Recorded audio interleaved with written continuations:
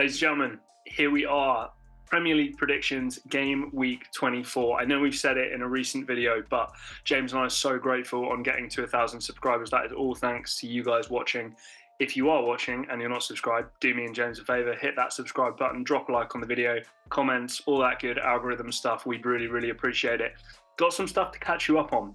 Again, James and I have been very busy, so we've got a couple of game weeks of results to get you up on. First of all, we'll be super quick.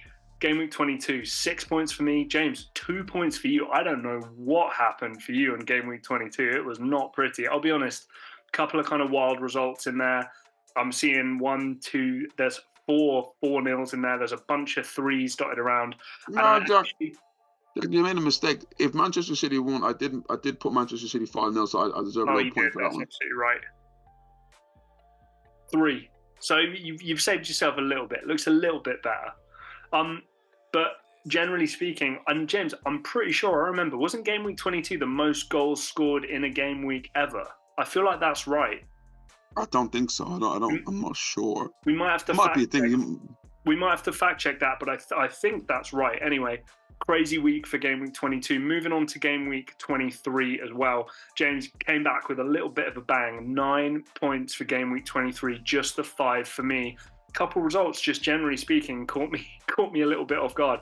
Newcastle Luton being 4-4 was not something that I had expected personally. Apart from that, Chelsea Wolves, again, I don't know what Chelsea are playing at. What did you make of game week 23? Anything stand out for you? Easy, Jack. My team doing what we do best. You know, we're back in the title race. But let's see. Are you favourites? That's the real question. Jack, listen, this City. It's City, man. I was going to say Man City, they're starting to, we've talked about it a few times, but there was that whole thing of like, oh, City are going to go on a run. It's like, they're on it now. Like, it's happening. Is it 5 in a row? 4 in a row? Oh, yeah, 5 in a row. It's like, just, yeah. It's happening now. The next game, I mean, we'll get to it here in a second, but the next game looks like it's probably going to be a win for them as well. Haaland, De Bruyne back. Honestly, it's going to be difficult maybe to stop City at this rate. But looking at the totals, I did, after my game week 22 performance, claw a bit back on James and was in the lead, but he took it straight from me again in game week 23. So let's scroll all the way down. Let's get to game week 24. Really feels like we're getting towards crunch time. And I'll be honest, 13, 14 game weeks left. You know, the league, as much as you want it to come, it then goes very, very quickly. So James, we'll get you started. Man City, we've just talked about them at home against Everton. Defensively, very, very solid, but it's at the Etihad. City are on this run. Haaland's back, De Bruyne's back, blah, blah, blah. Pretty routine 2-0 and 3-1 victory for me. Is there any way you can see Everton trying to blag a draw in this game? Jack, to me, the train just goes, you know, and it's at the Etihad. That's the biggest difference. How many teams have been able to get a win there? A couple of teams have been able to get a point. But Everton have been a bit of a lull lately, you know, after that bit of high, you know, riding after the 10-point deduction. They looked like they could have been mid-table. Now they've just been dragged back into a relegation battle. But going against how they seem to play against Manchester City, a team who just on absolute form right now. Haaland's back, Kevin De Bruyne is back. You know, they got Doku even coming back from injury. Foden's flying. Rodri's playing the best football of his career. Yeah, City are undefeated in a calendar year is nuts. I mentioned you in that tweet, didn't I? That incredible honestly, work. How the guy didn't win a Ballon d'Or is, I mean, we know why, but it's still absolutely wild to me. Jack, how he wasn't in the best team. I just some of the stuff that I see sometimes just doesn't make sense to me. It really doesn't. A lot of awards are getting kind of lost on me at the moment. I don't. Oh, completely. But yeah, look, James, I'm with you across the board. It's Pep Guardiola, it's the Etihad. And again, I think all the City players have this switch in their head that goes, oh my God, we're in the mid-20s now of game weeks. Let's start stacking these wins. And again, this is probably going to be their march to another title before hopefully they get removed from English football for their 100 and whatever violations that they've done. Wolves versus Brentford. James, Wolves feel like my kind of pet project team a little bit because obviously I've had all my fun with Sasa Kalacic and I've had all my fun talking about all these fantastically talented players that they've had over the years. But then very, very rarely do they back it up with numbers and goal scoring and all this kind of stuff. Feels like they're kind of stringing some goals together now. They're actually being able to get on the end of these chances. And Mateus Cunha, I think, is finally, finding himself as a player within the Premier League. We know how special Pedro Neto is. This Brentford team's still a little ropey to me. I think they missed Brian Mbeumo a huge amount. It's great to have Ivan Toney back, which does give them more of a goal threat and more spirit. But I just think this Wolves team, especially at home, I can only see them scoring minimums of 2 goals each game at the moment. And I'm going to say they get one more. Brentford's still competitive, but with the likes of Max Kilman back there, defending nice and strong, Jose Sa is not a bad goalkeeper by any stretch at all. I'm going to say that Wolves can pull this one off in a really fun game, 3-2. You've got it 2-1, few less goals, but you still have Wolves winning. I think Wolves have just kind of gone under the radar this year. Gary O'Neill, Jack, has done an incredible job. Yep. And Jack, his last 2 jobs have been so underrated. And what he's been able to do with his team is serious. Jack, you mentioned the attacking talent there. Players like Cunha, players like Lamina there, who's playing. Lamina's just went under the radar completely. You got Pedro Neto there, who, Jack, I'm telling you this right now, deserves a big move to a big team. You look at a player like Diego Jota and see how flying he is at Liverpool. Yep. I think Pedro Neto can do even more than what Diego Jota's doing at this moment in time. Brentford, they need a win. They need a win, and you got Mopé scoring goals, and Ivan Toney's kind of come back and giving them a little bit of life. But will it be enough to keep them up? I do believe so, but Jack, I just got to back Wolves here. What they were able to do at Liverpool, at Chelsea, stretch that Chelsea team, work the back 4, and Jack, with the talent going forward, it's just really, really tough to play against. I have it being, was it 2-1? 2-1. I know it sounds nuts, but obviously Diego Jota went to Liverpool. James, there might be an opening in the right wing for Liverpool at some point here soon, under a new regime and under a new manager. So maybe Jota and Neto find themselves back together playing for Liverpool. Who knows? Anyway, maybe. Well, maybe he can come to Arsenal. Maybe he can challenge. What was that, Saka on the right there? Bring it on. We love it. We want it. Fulham, Bournemouth. Kind of a fun game, this one, I feel like, a little bit. 2 teams that I think have slightly overperformed maybe what we thought they would do this season, but not with any real threat of breaking into Europe or anything crazy like that. James, I'll be honest with you, 2-1 to a home team is really boring, but that's kind of how I feel about this one. I think if Bournemouth can get a real grasp of the game, silence Craven Cottage, and then just do what they want to do, and Iraola can impose the style that he wants from this Bournemouth team. I think Bournemouth can make it a real game, but I do think there are a couple of players in that Fulham team who can have moments of individual brilliance to just kind of break something out here when they want to. I'm going to say that it's a tight game, that it's competitive. These are 2 teams that I have kind of similar levels of respect for at the moment, so I'm just going on the home advantage and the fact that I think Fulham might be able to just blag it. 1-0 to the away team. What's your reasoning for that? Again, Fulham, to me, are missing a couple of players due to AFCON. Players like Alex Iwobi there, and another one which I just can't remember his name right now, but he's flying for Nigeria. They're missing a few players there. And Bournemouth, to me, Jack, especially when I look at the fixtures over, Jack, the past 4 or 5 3 games, Bournemouth have edged it 3-0, 2-1, and also Jack, they're able to get a draw here. Both teams ain't coming in with the biggest all of confidence. Both have quite a similar Jack kind of similar form, but I just think with Bournemouth have just that little bit more quality than Fulham going forward. Fulham are really a weird team. They're managed to beat Arsenal. When you look at their record overall, hasn't been great, but I just see Bournemouth just finding a way, Jack, just being able to nip that goal. Maybe come from Solanke, who had been flying this season. So I just see 1-0 Bournemouth. I was going to say Solanke definitely deserves a shout out. Never was in my good books from a standpoint of really respecting him as a talent, but he's proved me wrong a hell of a lot this season for sure. Tottenham, Brighton, yeah, James, 3-2. We spend too much time together. This is the problem. We spend too much time talking football together. Yeah, look, Spurs are going to give Brighton opportunities. Brighton are going to create opportunities. They're going to score some of those.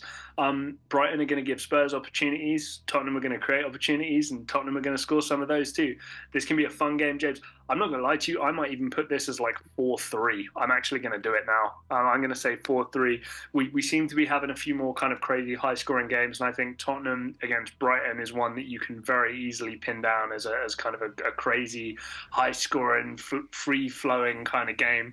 So I'm going to go for 4-3, 3-2 for you. Similar thought process to me here?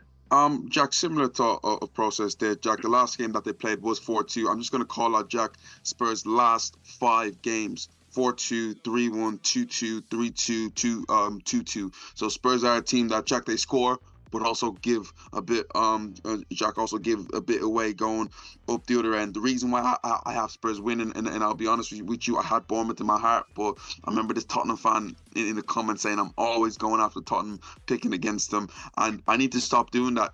To be fair, Jack, I do believe I need to show Tottenham a bit of love this season, Jack, because with all these injuries, with all these players out, they have, Jack, they somehow are still in a race to get top 4, maybe 3rd or 4th place. And Jack, the maddest bit is that Richarlison is absolutely flying. I think he's on 10 goals this season, Jack. It's right. Incredible. For all that laughing that everybody does about him, you got to put some respect on his name, because he has, been kind of, he's come good. He's kind of coming good. It took the Asian Cup, but he's come good. He's come good. Right, Luton, Sheffield United, both gone for the home team here, James. I'm so sick of Sheffield United. I cannot wait for them to be relegated, and I hope we don't see them for a long, long time. Luton Town, however, I'm happy to have them back. I know pre-season I said this was a team horribly equipped for the Premier League, but James, in several games now, they've proven me wrong, and this is a team that can potentially quite easily stay up, especially if they're putting 4 goals past a team like Newcastle of late. So I'm going for 2-0. Is it Adebayo, the striker? Yeah.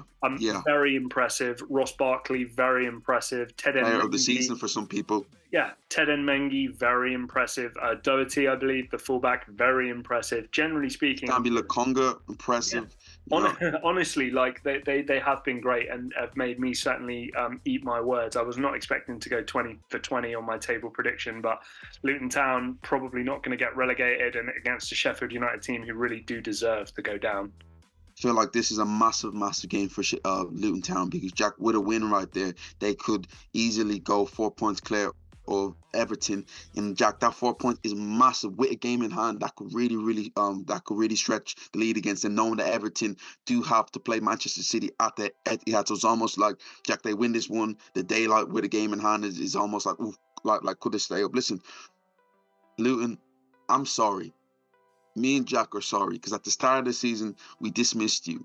I thought, honestly, we'll say it here, we thought we were looking at a Derby County sort of record that could be broken here. We're just looking at the stadium, looking at things, looking at a lot of Premier League rejects to a certain point. But Jack, they've proven us wrong. Jack, they haven't tried to conform to what society or what the football society want them to do in terms of you playing out from the back and all that. No. Jack, they're a direct team who can play at times. I'm not saying that they can play, who can play at times, but Jack, they're a very direct team. Get the ball into the back post, get the ball up to the big man, Adebayo, and let's cause problems. And Jack, they've caused a lot of teams problems this season. Sheffield United, Jack, it's time. It's time for them to go. If they don't win this game, it's almost it for them. If Luton win this game, this is to me a massive 6-pointer here, because Sheffield United can kind of give themselves a little bit of hope, while Luton can give themselves a bit of daylight. I think Luton can finally, I would say finally, because they have shown it, but I just see Luton winning this game and just giving them the daylight that they deserve, Jack. Yeah, look, I'm totally with you. Well, let's get back to a Jurgen Klopp who's counting down his final trips to Anfield to be manager of Liverpool, hosting Burnley, a team again unfortunately who concede a lot of goals and also look potentially destined for going down as well. James, 4-1 for me. I'm just banking on one kind of lucky goal, set piece, free kick, something like that. I don't think Liverpool have looked a little bit shaky of late, and I think as much as Arsenal are a good team, they were kind of well beaten there at points there at the Emirates. It wasn't kind of a contentious one with decisions going wrong, blah blah. Arsenal were the team that deserved to win in that game. Wonder if that's knocked their confidence a little bit, but I think the best remedy for that, get back to Anfield, get back to a team you're far better than, and pump a few goals by them. So I'm going to go for 4-1, 4-0 for you. What has your confidence level been like regarding that clean sheet? Just the fact of, listen, Anfield, Liverpool, granted, Jack, they have conceded, like them playing a high line can be an issue. The biggest thing is that Burnley like to play out from the back. And imagine playing out from the back at Anfield, a roaring Anfield crowd, knowing that Jurgen Klopp just left, knowing that they've just been well beaten against Everton, wanting to get back into form. Núñez probably waiting to just get back on the score sheet there. Number of players there who want to kind of get back in Jurgen Klopp's books after a difficult performance at the Emirates there, and especially a player like Alisson and Virgil van Dijk, after the mistakes they make, Jack, I don't think that they want to be conceding anything against Burnley. So I just see it being a comfortable Liverpool victory. James, we'll stay with you. Newcastle United are going to have to recover from a 4-4 draw with Luton by going away to Nottingham Forest. You don't think they're going to recover. You've got Forest winning this one 2-1. What is your explanation on that? Jack, the crazy thing for me when it comes to Newcastle is that I know, guys, I get it. The injuries have been terrible for them, Jack. Yeah. But every team has injuries. Right. This team this year, to me, have severely underperformed, and I just don't know where. I don't know what I'm going to get with this Newcastle team overall, Jack. And Jack, if you remember, they did play around Boxing Day time, and they were well beaten with this Núñez, with this Nuno Wolves team. Chris Wood scoring one hell of a hat-trick in there. Alanga giving the Newcastle team an absolute run around, Jack. I see it in a similar light with like the home fans there. And granted, the last time I watched Nottingham Forest was against Arsenal, and they really didn't go for it. It just came at the end where like they kind of got that goal and I got the crowd going. But knowing the damage that they have done to Newcastle before, I think that Jack they're gonna believe that they can go there. Well, Newcastle are gonna come there, and Jack they're gonna put them on him, especially with Alanga, who, listen, when he is there, is an absolute threat. Yeah, I just see them being 2-1 in Newcastle. You just don't know what you're gonna get with them. You could get a phenomenal performance like we've seen a couple of times this season, or Jack, we could get what we got against Luton too, where it's up and down. I'm just going on the fact that I think on average they're going to take a look at the Luton game and they're going to have to really look at themselves. And I think there'll be a huge shift in the defensive mentality. And James, this is from a team that is defensively very sound already, or at least it should be. Fabian Schär, Botman, Dan Burn, Kieran Trippier. This is a team that should not be leaking goals. Midfield that works hard and covers a lot of distance and all this kind of stuff. So for me, there will be much more of an emphasis on keeping their noses clean from a goal conceding standpoint, and then also Alexander Isak was on the bench but did not play in that Luton game. That makes me think he was able to play, but they wanted to just give him an extra week to recover and get back. I know Anthony Gordon left on a boot and on crutches as well, but supposedly he may be available as well. I just think that we'll see a different Newcastle team, maybe a little bit more zoned in, and not going to be caught off guard by a Luton team. They know what Nottingham Forest can do and what they're capable of. So I still think it will be close. I know Tonali is just generally speaking a huge loss for Newcastle, and I think that not many people are talking about that enough. He really does keep things ticking over and keep the team working very, very well. I'm just going to go on the basis that Newcastle will hold on. James, West Ham versus your Arsenal. I'm going to let you go first here. West Ham well beaten by Manchester United over the weekend at Old Trafford. Arsenal well beating Liverpool as well. Do you think West Ham are going to make a comeback, or are they going to let one loss become two? Jack, if you remember this season, Arsenal played West Ham twice, and I've been beaten twice, Jack, against us. If you remember last season also, this West Ham team kind of ended Arsenal's title hopes. Arsenal went 2-0. Arsenal went 2-0 up, and West Ham ended up coming back. So it's been a team that has troubled Arsenal a lot lately. But Jack, the biggest thing for me, Jack, is just the amount of injuries. The amount of injuries, that have happened to West Ham over the last bit. Granted they have Kudus back, but a player like Lucas Paqueta, who Massive. is absolutely sensational there, isn't available. Jared, I'm not sure if Jared Bowen is available. Let me just bring I don't think so, not yet. Let me just bring up the thing there. Is Jared Bowen? Well, thing about it, Jared Bowen is available, but again, a lot of West Ham players are out at this moment of time. Arsenal need to get back, to win and ways, to the point of view of consecutively. It's not just a win here and then draw next week. You need to get back into 4 or 5. Think about a 4 or 5 game winning streak to get ourselves the belief to get back in this title race. And avenging a loss against West Ham is a massive thing. And again, I do believe it will be tough. It might be a thing where it's 1-1 quite late, and Arsenal just nick 2 late goals, kind of outdo West Ham. Kind of see it moving like that. I think what you just explained there is exactly what's going to happen. I think the West Ham are going to do well for about 60 minutes, 70 minutes or so, try and nullify Arsenal as best they can, all this kind of stuff. But Arsenal are going to keep stacking up these chances, keep West Ham moving around and all this kind of stuff. And then eventually Martinelli, Saka, Jesus, whoever it is, these guys are going to strike, and then a couple of goals might go in quick succession. James, potentially game of the week, as much as I think Spurs Brighton might be game of the week. Aston Villa versus Manchester United. As I've said with the last game, Manchester United with their convincing 3-0 victory against West Ham, and Villa put 5 past Sheffield United. So I guess kind of an expected result there. At Villa Park, very tricky one for me to call here. So I've kind of wimped out a little bit and gone for the draw. I'm going to let you start, and then I'll kind of go from there. I feel like this is a massive game, Jack. And the reason why I say this, if Villa win this, Jack, I think it almost guarantees them a top 4 spot. And I think you look at Manchester United, and it almost kind of guarantees that they won't be Jack. They won't be in a Champions League spot, because the difference between them and Villa right now is 8 points. With a win, Villa, it stretches to 11. A win for Manchester United is 3. So this is a massive, massive, massive game.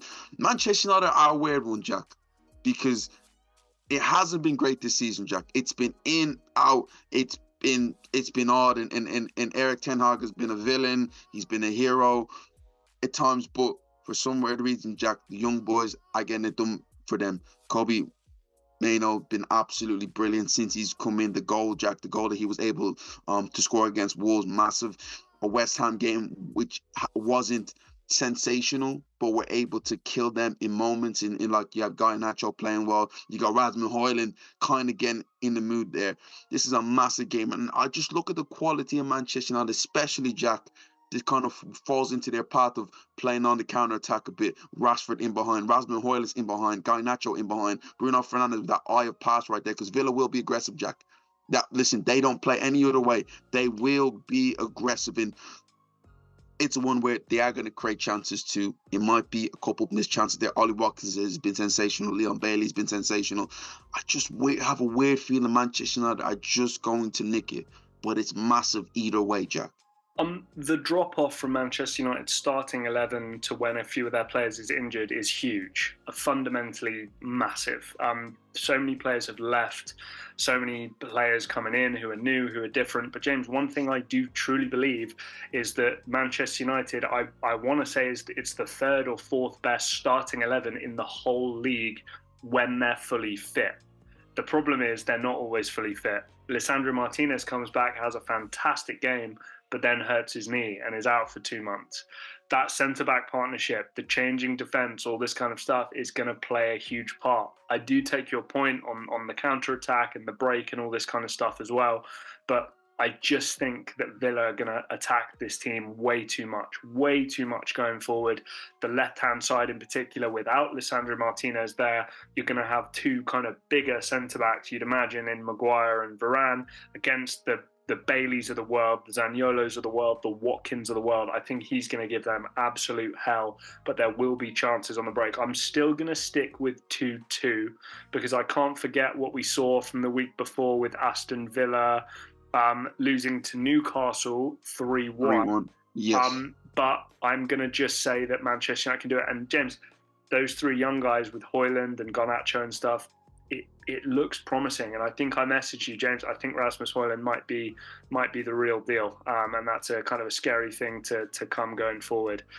Final game of the week. And James said a 4-letter word pretty loudly when we were going through the prediction on this one, because guys, I don't think Eze's playing, I don't think Elise's playing, and it's Chelsea. So this is one to miss potentially, but it might be very, very exciting. Why, Jack? Why are they not playing? Were they not available in the last game? I'm pretty sure they're both hurt.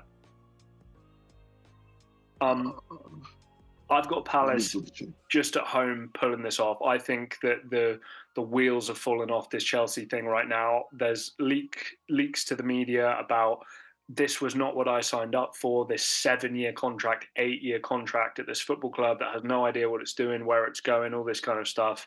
I spoke to a friend recently who's a big Chelsea fan, and I expressed my point to him that Thiago Silva can teach the defenders what's going on, but James, especially the likes of like Enzo Fernandez, especially the likes of Moises Caicedo, these are good players, talented players, but they've still not done it at club level at the very, very top level. So you would want a Jorginho, you would want a Kovacic, you would want a Kante next to these kinds of guys, because I don't think you can put loads on Enzo's back. I don't think you can put lots on Caicedo's back, on Nkunku's back, on Nicholas Jackson's back, on Mudryk. They need people to lead in front of them and to be there, and Thiago Silva can't do that all by himself.